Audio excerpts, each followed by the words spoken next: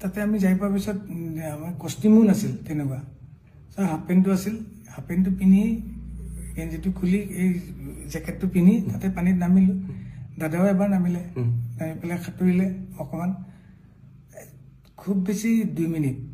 3 minute সময় সাঁতুৰিছে তাৰপিছত এবাৰ লাইফ জেকেটটো খুলি পেলাইও সাঁতুৰিলে সাঁতুৰি পেলাই লগে লগে উঠি আহিল মই উঠি অহা নাছিলোঁ আমি গোটেইকেইটাই উঠি অহা নাই আমি আপোনালোক 5 জনেই গৈছিলে তাত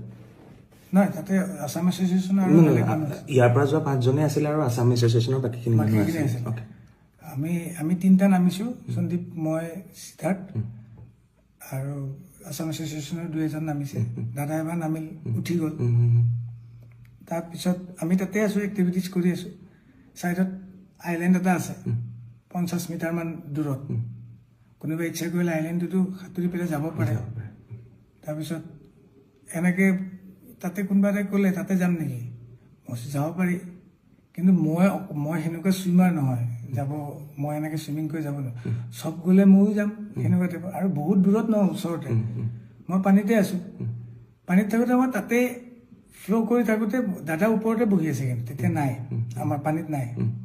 দাদা কেতিয়া নামিল সেইটো মই গম নাপাওঁ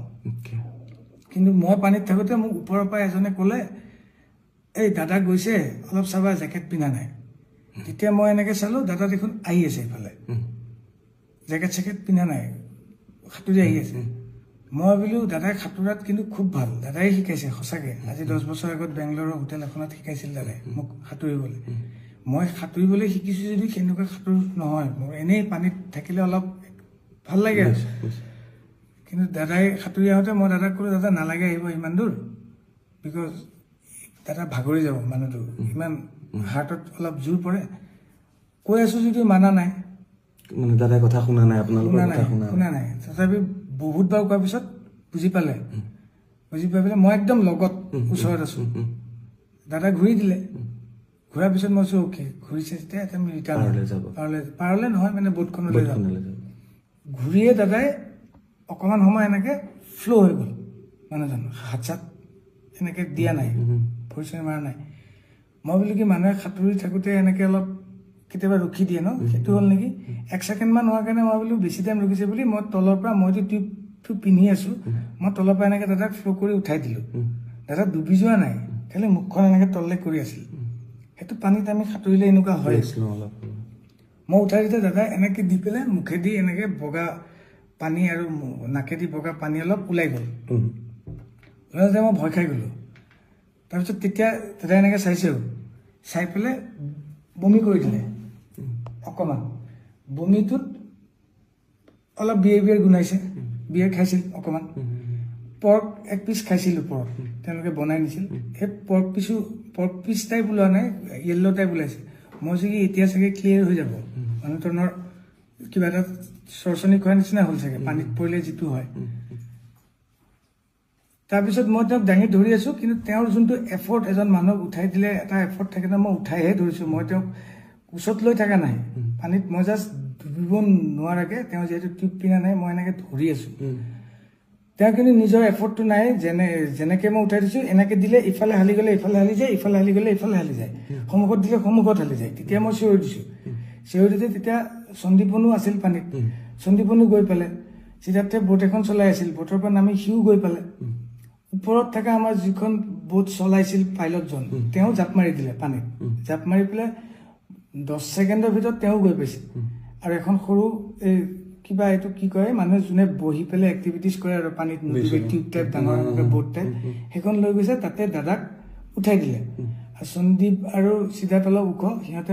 মূৰটোত ধৰি পেলাই দাদাক এনেকৈ পানীত মূৰটো নপৰাকৈ এনেকৈ ধৰি আছে আৰু পাইলটজনে টানি লৈ গুচি গ'ল বোটলৈ আমি পিছে পিছে আহি আছোঁ আহি পেলাই ওপৰত উঠাই দাদাক তাতে শুৱাই পেলাই